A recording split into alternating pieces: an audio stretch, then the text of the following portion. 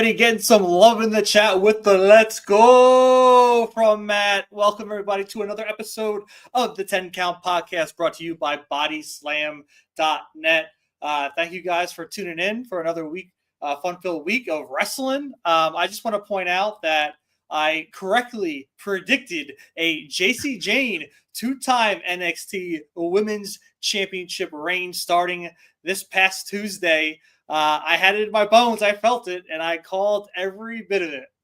We will get into that because we've been discussing what might happen out of that match and storylines moving forward and possible debuts.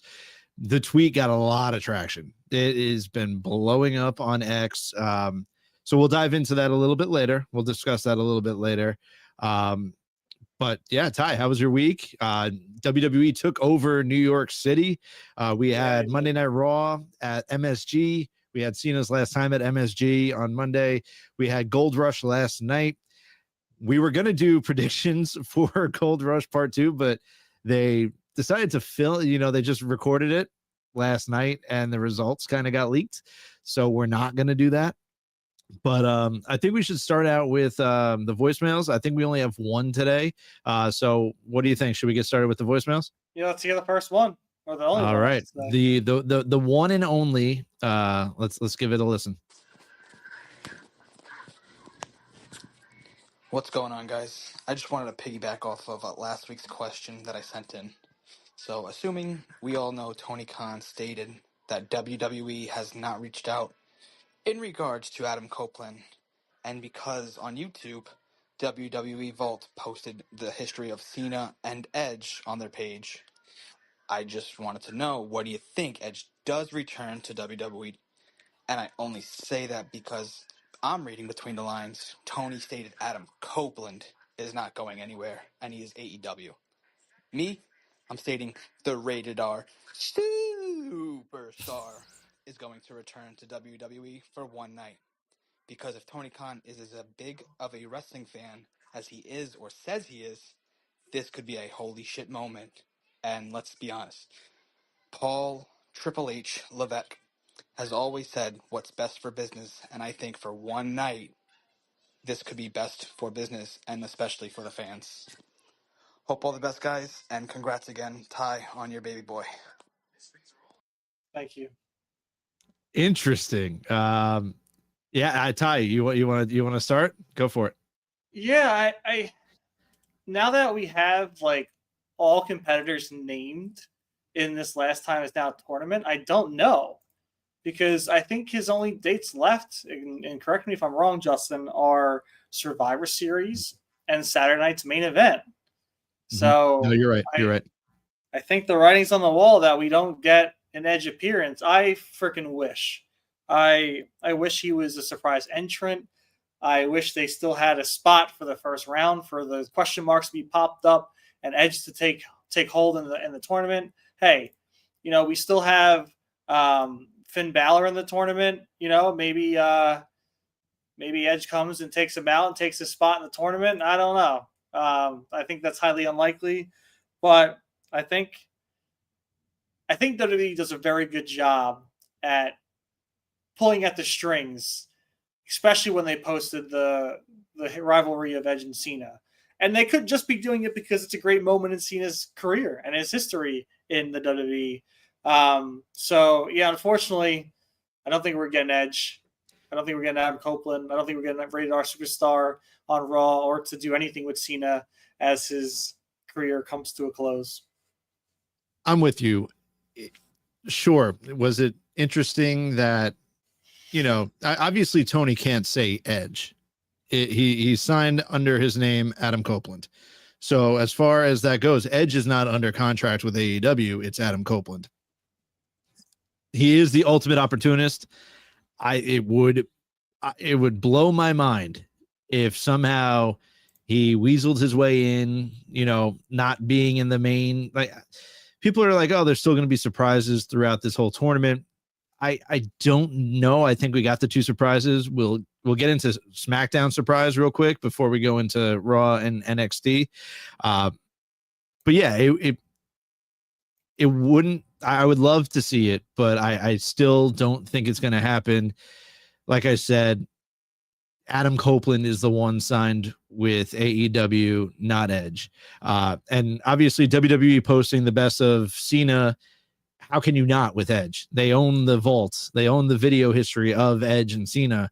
Why not put that out there? It's not like they're going to just erase him out of memory or history. I never say never, I guess, but I don't see it happening. But as far as the two surprises that we were discussing last week, we did get our boy. We did get Matt Cardona, but he was back under Zack Ryder. Now, I'm just going to go first, and then I'm going to, I want your opinion here, Ty. At first, I was kind of upset. I'm not going to lie. Hearing woo, woo, woo, like all radio, that was awesome. Loved hearing that. That was nostalgia at its finest. But I wanted Cardona. I wanted Matt Cardona. We just had Matt Cardona literally a week before on NXT. So it had given me hope that we might see that. But then I took a second. Obviously, no matter what, it's an awesome moment for the person, Matt Cardona. He has worked his ass off down in the indies. He's out there hustling every single week. He's unbelievable. There's no way to not put him over. It just makes sense with Zack Ryder because Zack Ryder is the person with the history with John Cena. So I totally get it. And clearly he has a merch deal.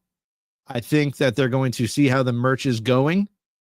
And clearly it's all three shirts are already top selling. So what are you waiting for, WWE? Like legitimately, I don't know what else you could be waiting for. Go and sign the man. Like now you can even bring him back in as Zack Ryder for a little bit. Get him off to a shitty start. Like let him lose a few times.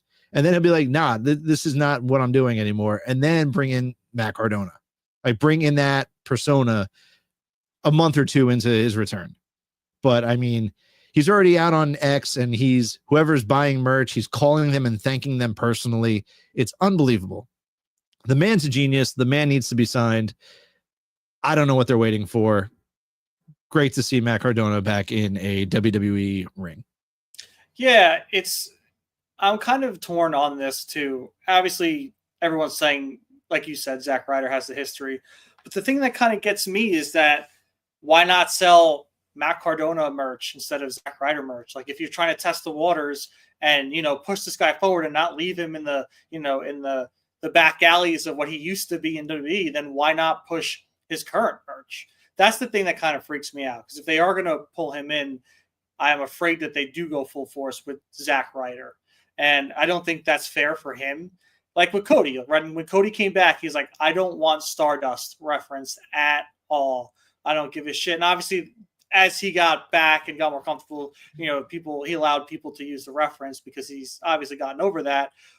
But to tie Matt Cardona to the Zack Ryder personality and the character, I think is kind of a detriment to him at this point from what he was to what he's become. So I do hope that if they do sign him, they just completely ditch Zack Ryder and go full Matt Cardona. The side of the coin is that they're selling Zack Ryder merch.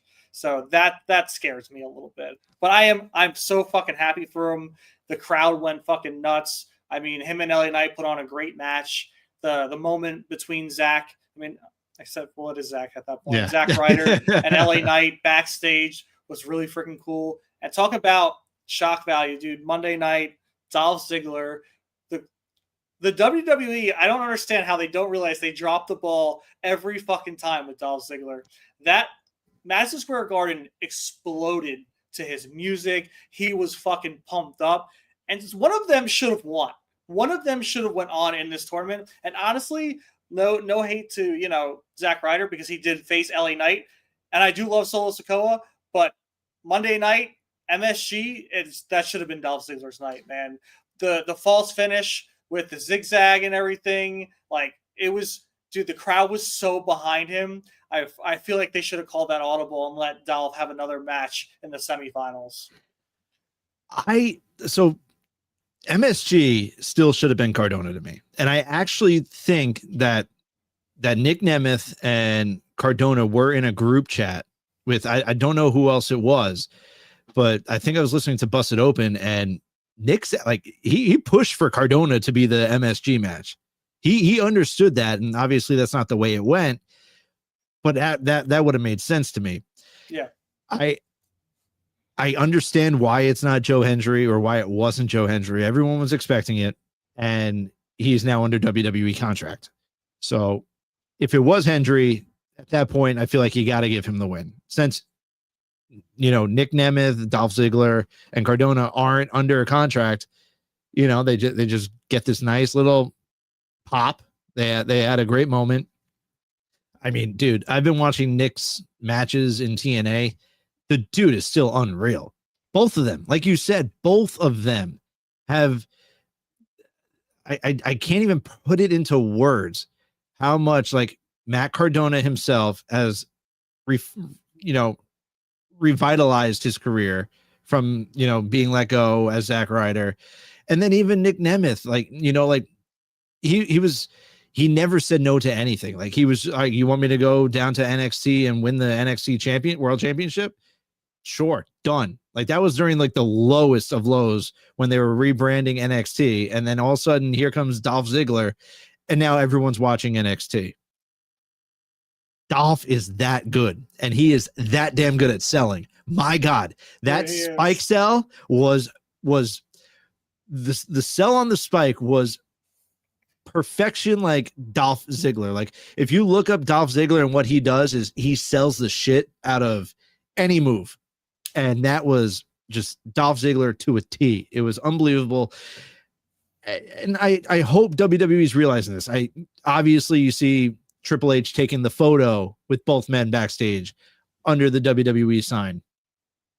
You gotta just realize and listen, like, Dolph, his merch is probably moving too. He has a merchandise deal with WWE right now. His contract's coming up soon with TNA. I don't care about the ages right now. Like, they're both still so good and still so over. Just pull the trigger, get him signed. What are we doing?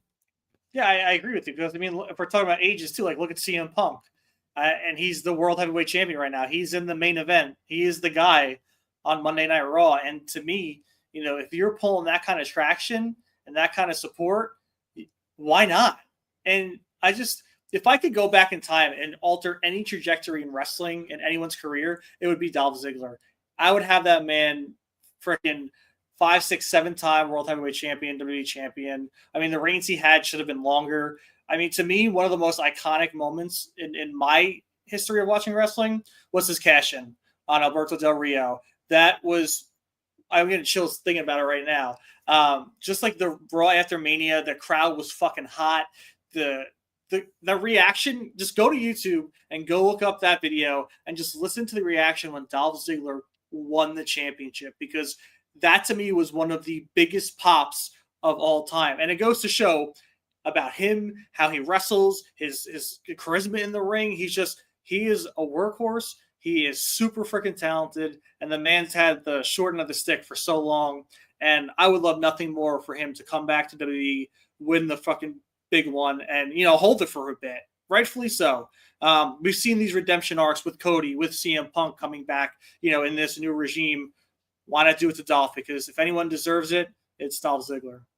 Yeah, you nailed it on the head. There's legitimately nothing else to say about them, because I think it proved, like, I'm hoping that for WWE, it was like kind of like, all right, here, like, clearly Cena had a say in who he wanted in this tournament, right?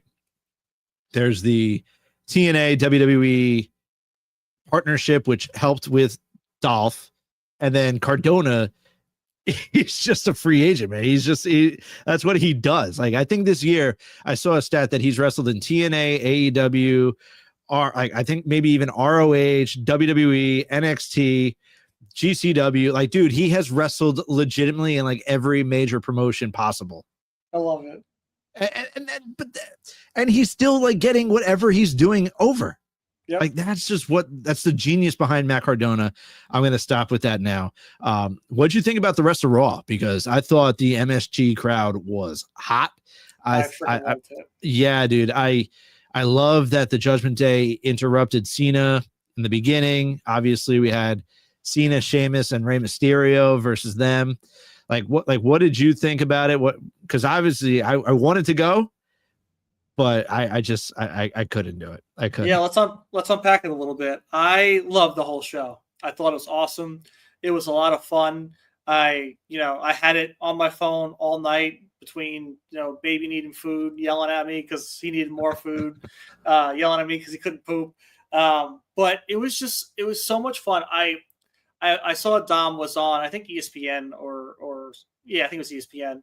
It might have been something else, but how he talked about it, he gets to be three of the last four matches for John Cena's retirement tour, and it just goes to show. We talk about this all the time. We've seen it, you know, on the internet as well. Like Dom is the guy. He's the future of this industry. If this isn't telling of it, I don't know what would be. But it's fun to see this. As much as I was hoping for Ray and Dom for the AAA Mega Championship at Survivor Series, I think this is a great match.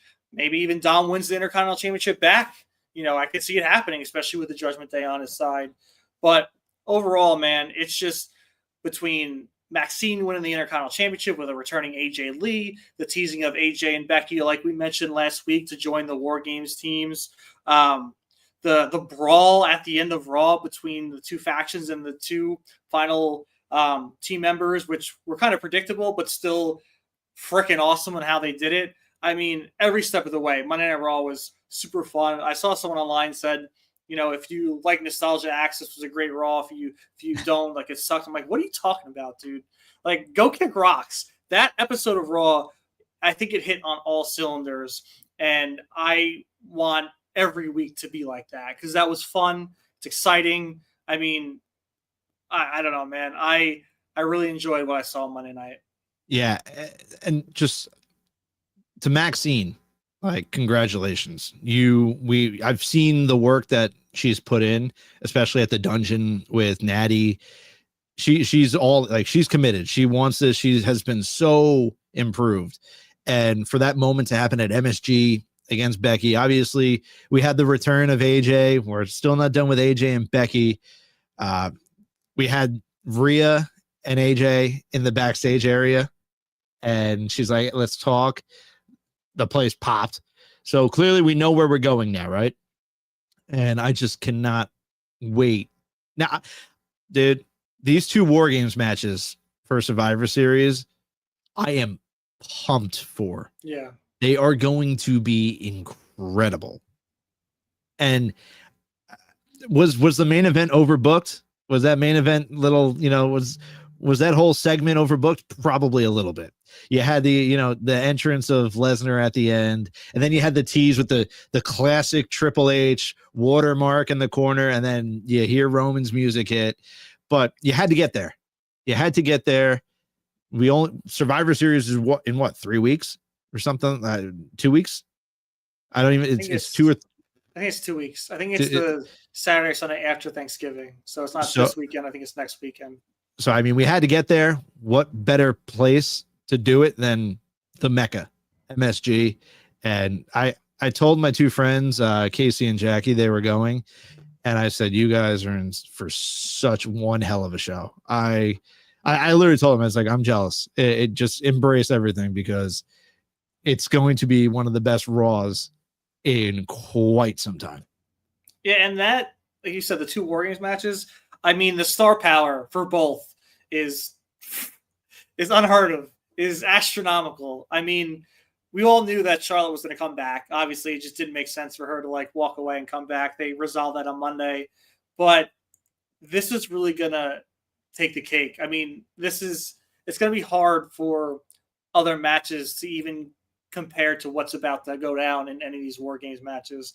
I can't wait to see just this mashing of meat that we're going to get between Roman, Brock, Braun Breaker, Bronson Reed, freaking, I mean, Cody, CM Punk, and Usos aren't that big, but everyone else, man, is just gigantic. I can't wait. It's going to be fun.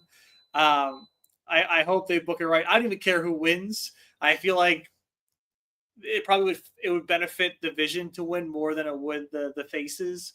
But I could see them doing a go home, make the crowd go home happy kind of deal for Survivor Series. But we'll see. I'm excited for that. I think they're gonna freaking steal the show, and the women also have a chance to steal the show as well. So I can't wait to see how that unfolds.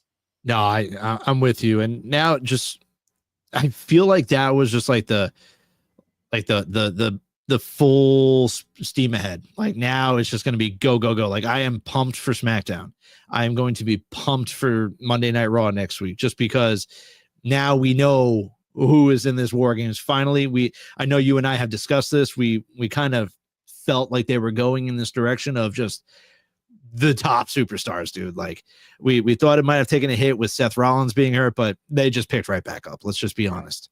So I can't wait to see how they just keep building it up until we're at go time in San Diego for Survivor Series.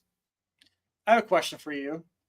So a long time ago, well, not too long ago, I predicted that Obafemi might be a contender of War Games. Do you think that could have been a possibility until Seth got hurt? Because he disappeared off NXT, and then Seth Rollins gets hurt, and he's now showing back up to claim his throne on NXT. I don't know. The timing seems a little iffy for me. I mean, it definitely could be. I don't know. I can probably maybe ask Corey that, or one of the guys over at Body Slam.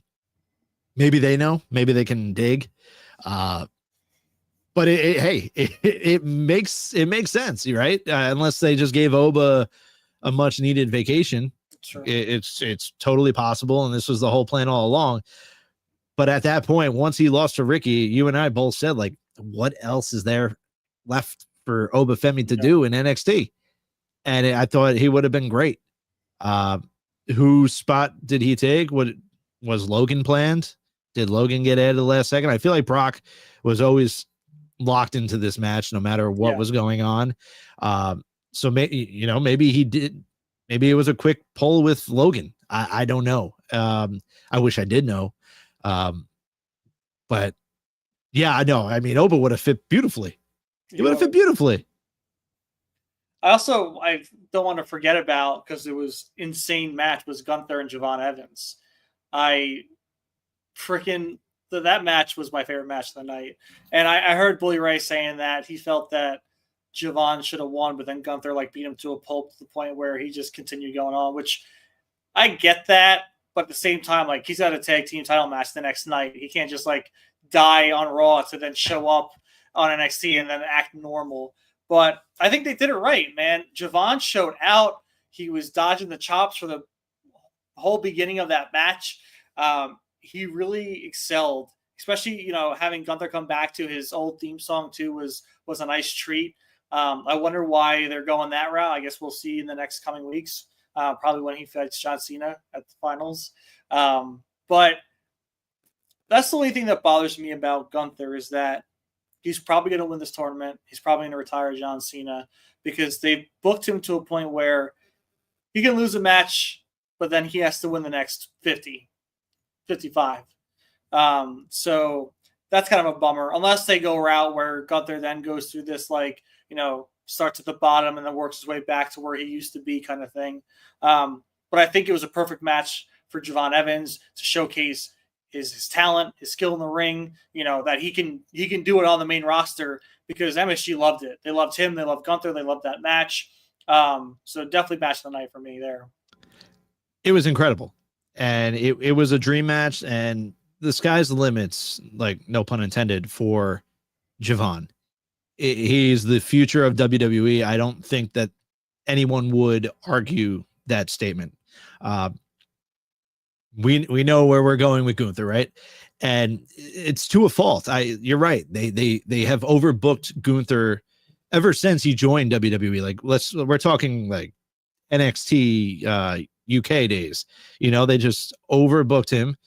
He's great, don't get me wrong, but now you're right. He can lose, but then he's just got to go on a run, because I don't think we haven't, but I don't think we've ever seen Gunther lose 2 matches in a row. Ever since the beginning. So listen, we're on the ride. Let's just try to enjoy it. We probably know where we're going, but just embrace it and let's just take it for what it is. But who do you think he's going to face? I think it might be next week on Raw. Do you think it's going to be Reed or it's going to be Carmelo Hayes? I hope it's Carmelo. I hope it's Carmelo. I'm just going to leave it at that. I'm hoping that, yeah, I hope it's Carmelo. I'm just going to, I'm not going to dive too far into it. Melo deserves it, but then Melo's going to lose. So that's it. Yeah, I think that we're going to see some shenanigans from the Face War Games team to come out and kind of mess with them. But part of me would love to see Gunther versus this version of Bronson Reed, because I think if he were to lose to this version of Bronson Reed, I think it would work at that point. I think Gunther could lose that match and still come out fine. So that's the only thing that makes me want Bronson Reed to win, is because I think that would be the only way we can get Gunther out of winning this tournament. Not to say he doesn't deserve to win the tournament, because he does. But again, it's just like a predictability thing with me. I want to see someone that I don't predict come up and win this match, win this tournament, and then go on to defeat John Cena. I don't think Gunther needs that. I mean, it's just like padding his accolades like we did with Brock Lesnar beating the streak. Like, I think that wasn't necessary to me. I feel like CM Punk should have done that, especially with how they were booking him back then and taking his Mania spots, or even a young guy back then too. So I think there's ways to pad people's stats, and there's things that you need to use to help propel future talent. And this John Cena farewell tournament, I think they need to use to propel someone that really needs it, or they want to put all their eggs in their basket. So that's why I do hope it's Bronson Reed, because I think they can have him go over Gunther, then have someone else beat Bronson Reed down the line. Right. And like you just mentioned, Taker's streak, that should have been Bray Wyatt. 1000% should have been Bray Wyatt. But you're right. We discussed this last week and probably the week before that. Like, Gunther is already there. We know who Gunther is, right? Does he really need the putting over John Cena nudge? That's what people have to end up figuring out. Are there people that could definitely use it more? 1000%. But I don't know if we're gonna get that way. I hope we do. It would stun me, and I would love to be shocked, but I don't see it happening that way. Yeah. I mean, personally, I think it would be kind of a full circle moment for Solo to beat John Cena again and retire him. I don't think he was there to beat John Cena at WrestleMania back then, but he's definitely there now. I think that'd be a great moment for Solo Sikoa. I mean, WWE loves Solo. I mean, I love Solo. I think what he's doing on a day-to-day basis is tremendous. MFT thing is amazing. I love his personality that he has now. The dude's come a long way, and to me, I think he's the future of WWE as well. He's got it all down, and I would love to see him retire John Cena. But that's my opinion. Hey, I love you, Solo. I love him too. We've discussed how much he has grown into his character, and he's great. He's fantastic, and he's been doing a fantastic job. I just don't see it being him. But I feel like, because he has the whole Wyatt 6 thing. Like, if you think about it that way, you still have, you have Uncle Howdy just stalking him left and right. You have Eric Rowan just like stroking his beard in the back of every single MFT shot. So, I mean, that's bound to come to a head. So, in my opinion, like, he's out. It's just not going to be him. So that's just me trying to, that's just me overthinking things and doing what I usually do. Let's go to NXT, man. I mean, Chelsea Green, Ethan Page, and still the AAA mixed tag team champions. I mean, they do no wrong. That's all I can say. I can watch them be champion every week, day in, day out. The two of them together is chef's kiss. Them individually is so awesome. I'm excited to see Chelsea Green on SmackDown this week as the United States champion again. I mean, those two just are so entertaining, and I'm glad that Shawn Michaels and WWE has all the faith in the world for those two to not only, showcase WWE, but showcase AAA as well. Those matching outfits were something. The Canadian, the maple. Oh my God, dude, just so good. God, like you said, can't do no wrong. It would have been the wrong decision to put the titles on Joe Hendry and Thea Hale right off the bat, just because of how well Ethan and Chelsea have vibed together. Sky's the limit. I hope that they're not dropping those titles anytime too soon. And I hope they're not dropping the North American or the United States Championship anytime too soon. Why do it? When you have gold, bask in the gold, like just let them work. Let them be workhorses. Like I saw Chelsea was in the UK, flew to New York for NXT, and then she was flying back to the UK, and now she'll fly wherever SmackDown is. Like just workhorse, just a workhorse. Yeah, I don't think she'll lose anytime soon. I think they realized that what they had originally was gold, like you just mentioned, and to bring the fire back to the Women's United States Championship, why not bring the one that actually brought eyes to the championship? So I think she'll be United States champion for a very long time, but who knows? We've seen that championship jump around very recently, so I could be wrong. But what I wasn't wrong with, like I mentioned earlier in the podcast, we have Ed New, NXT Women's Champion, JC Jane, Izzy Dame, the Culling, Sean Spears, got in her way, took her out, threw her in for the Sharks to feed, and Fatal Influence now has their grasp back on the NXT Women's Championship. So let's go into your theories, your speculations, Justin, over there. So, I mean, if you're on X, I'm sure you've seen it. If you're in the IWC, I'm sure you've seen it. I feel like I'm like Corey right now with how big this tweet. I didn't expect this tweet to blow up the way it has. But it's what we've been talking about. Some people have like tweeted at me like, "Are you joking? Or are you serious?" I was like, I have no idea, man. Like full disclosure, I have zero clue what's going on.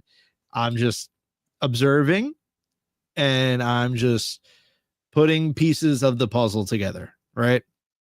We spoke about it. We noticed the Culling in all white a few weeks ago, right? And then you have Tatum Paxley win the title. You can tell Izzy Dame wasn't too pleased, right? Izzy Dame was a little jealous. And then, like Tatum has been turned on before. Her friends have left her. Like she's tweeting right now, like again, like she literally just tweeted again.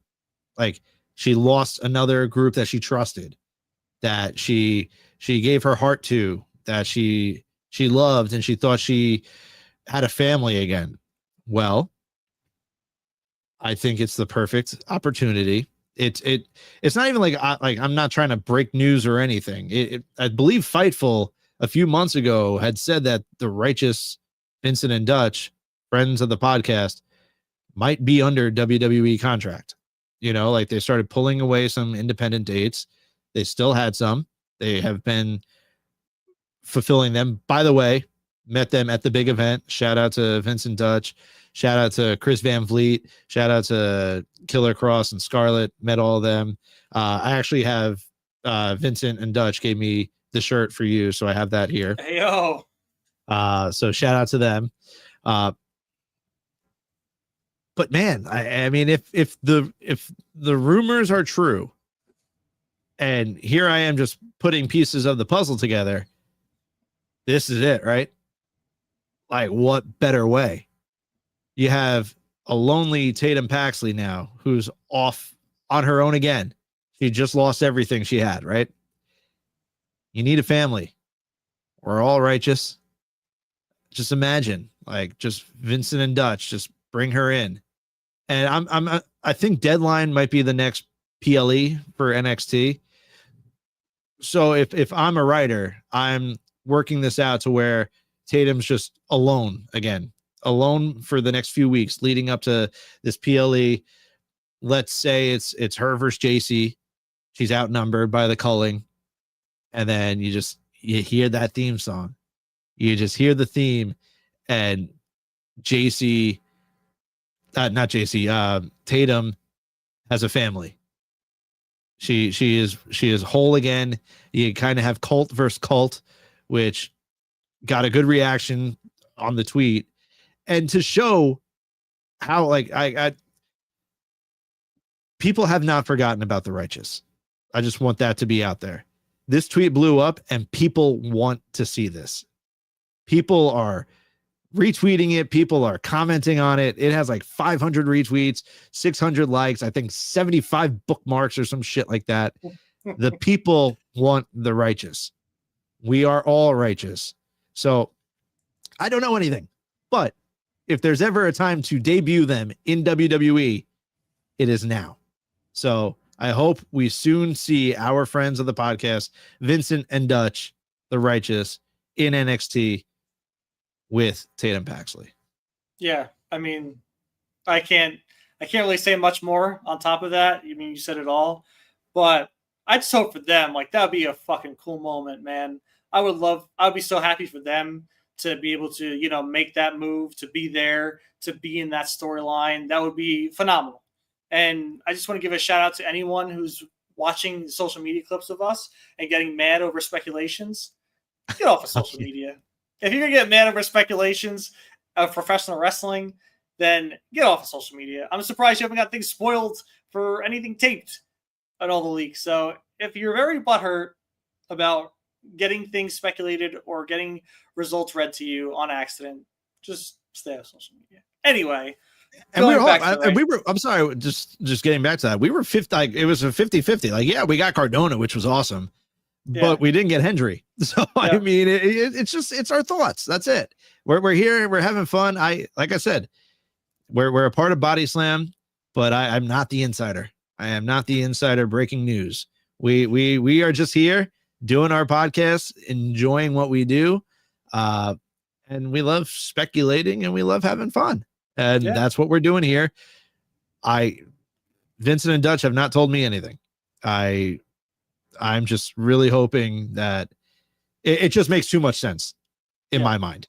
It really, like, if there's a perfect puzzle piece, it is Tatum Paxley, Vincent and Dutch, the righteous, against the Culling, and then you can go wherever the hell you want to go from there.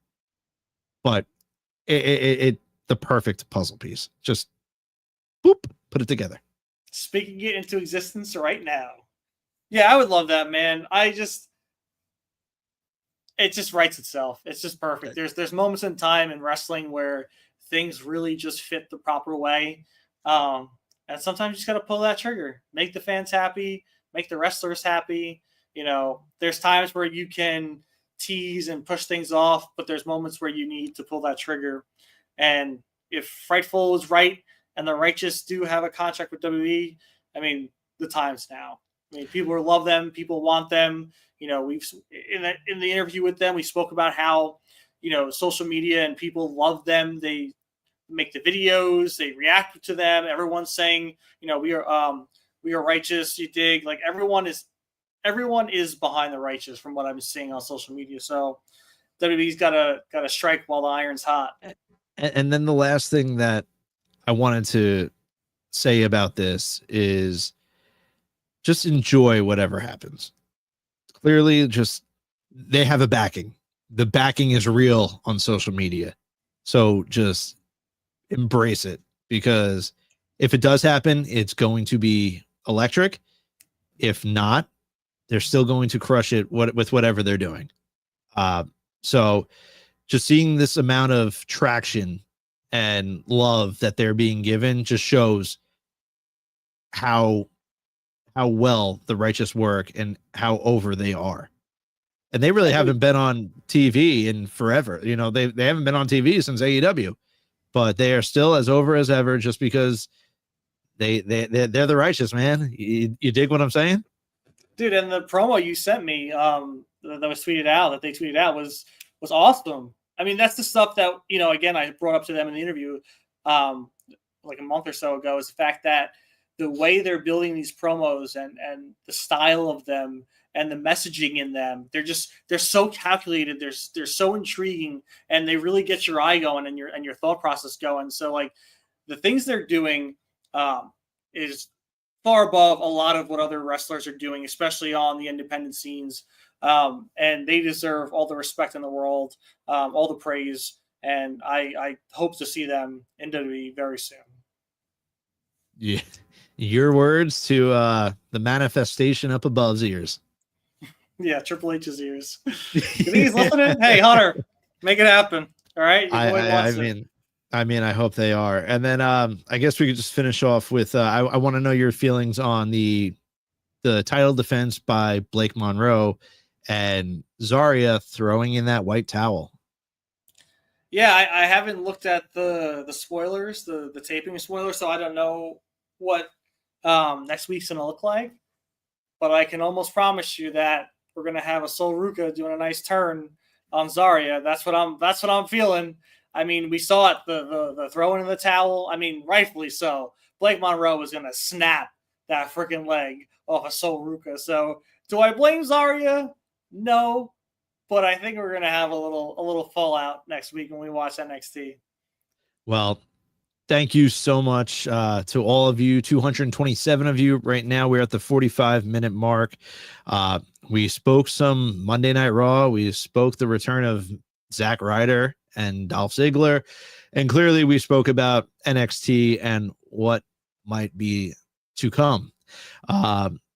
Thank you all. Obviously, if you see down below and you're watching, please subscribe to the Body Slam Patreon for exclusive breaking news, interviews, podcasts, and more. $5 a month, well worth it. Patreon, the guys and gals over there, once again, are doing an incredible job.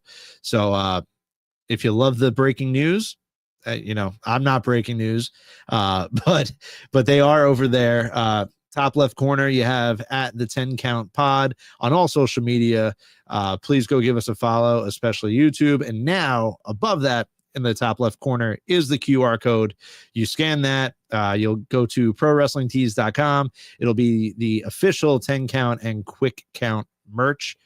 So go get your merch and support the show. Until then, enjoy the weekend. We still got to get the Quick Count back up and running, which we'll figure it out. Ty still in. We could probably do it this Sunday. This Sunday? I said that a bunch of times already and it didn't happen, but we could probably make it work. Hey, it's coming into the holidays for me, especially with work. So we'll figure it out. We just have Matt got to check out the boys finish the pod in the AM. Flight out to Florida. Have fun, brother. Safe flight. But yeah, thank you all so much for joining us. Enjoy your weekend, and we will see you all on the next one. Oh, thank you. Oh, thank you. Oh, thank you.